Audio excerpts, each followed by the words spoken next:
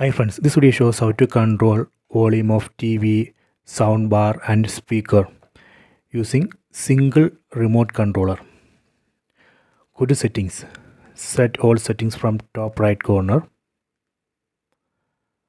Go down, select remotes and accessories.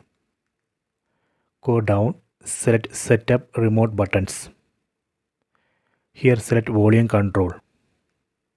So here we have to select this first option, auto CEC.